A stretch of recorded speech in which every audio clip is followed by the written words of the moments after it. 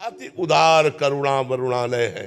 अति उदार विवि सुंदर सुरत सूर सुकुमार, लाई के संभजन को मानत मेरु समान, अवगुण करे समुद्र सम गणत ना पनो। कहा श्री जी को, श्री जी को लेकर अपनी वासनाओं की पूर्ति श्री जी नहीं बोल रहे, उसकी वासना बोल रही, तेरी हानि हो जाएगी, ये उसकी वासना बोल रही, क्योंकि वो देखा जजमान अच्छा है।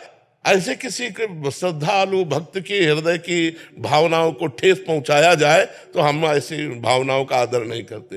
ये सब धंधेबाजी है।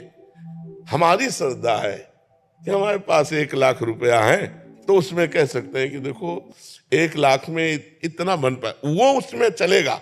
लेकिन आप हमें श्री जी प्रेरित कर रहे हैं, आप बनवाओ, नहीं बनवाओगे तुम्हारे परिवार की हानि हो जाएगी। ये उसकी वासना बोल रही, बोलने वाले की, श्री जी नहीं बोल रहे।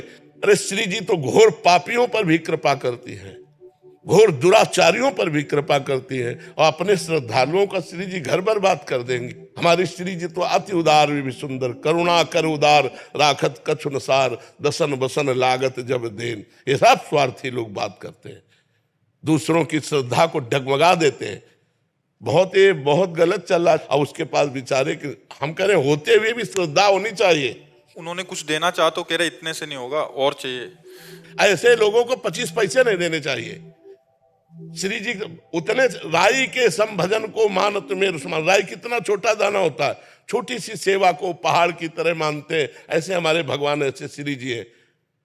आज जगह जगह पर यही वासनाओं के खेल हो रहे हैं, तो जिनकी श्रद्धा भक्ति बनती है वो भी चौपट हो जाती है कि यार सब जगह पैसे का खेल है, रुपए की ठोकर में अच्छे अच्छे को झुका दे। अगर रुपए की ठोकर में झुका दे तो ना साधुता है ना वो भक्ति है।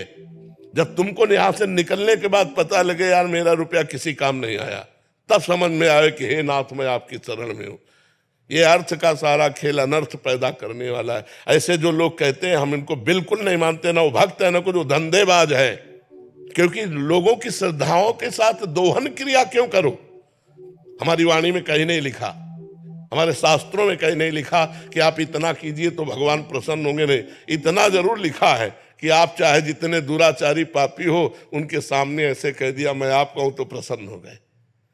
पत्रम पुष्पम फलम तोयम ये में भक्ता, एक चुल्लू जल दे दिया, एक तुलसी दल दे दिया, एक फूल दे दिया, एक फल दे दिया, उतने में प्रसन्न हो। सबरी के बेर में प्रसन्न हो गए, सुदामा के तंदुल में प्रसन्न हो गए, विदुरानी के केले के छिलके में प्रसन्न हो गए।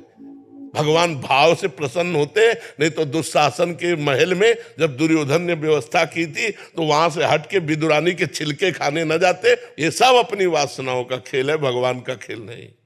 हम अपनी तरफ से प्रार्थना करते हैं पीछे वाले बैच के अनुसार जो आपने हमें बताया। कहीं भी किसी भी स्थान में या तुम्हारे घर आया हुआ कोई संत यदि तुमसे कहता है इतने 1000 रुपया दो तभी तुम्हारा मंगल होगा, नहीं तुम्हारे घर का कल्याण हो जाएगा, ऐसे से बचिए।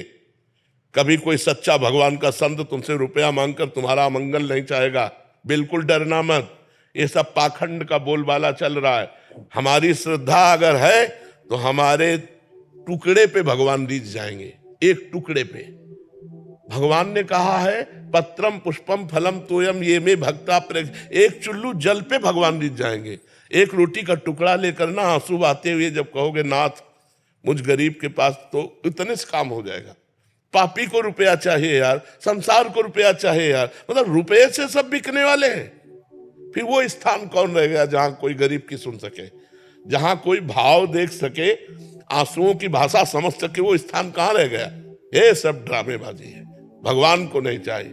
सोना चांदी रुपया पैसा, हाँ आपके पास है तो उसका सदुपयोग करो, वो बात अलग है। लेकिन कोई तुमसे ये दबाव डाले, बिल्कुल डरो मत, पाखंड का विरोध करो। भावना, भगवान भावना से प्रसिद्ध। मान लो वो आदमी 5 रुपया दे रहा है, काफी है, भगवान के लिए काफी है।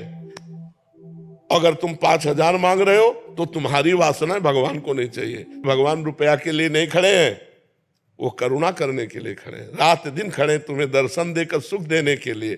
अब अपने पास जो कुछ रूखा सूखा है भगवान के पास जाए तो उनके चरणों में भेंट चढ़ा दे। वो बात, इन्होंने एक प्रश्न किया था किसी का कि वो गया तो उसने कहा हमारी सामर्थ्य नहीं, तो बोले तुम्हारा पतन हो जाएगा, तो हम श्री जी तुम्हें नहीं मिलेगी ऐसा। अब वो घबरा गया, 4 दिन से डिप्रेशन में है।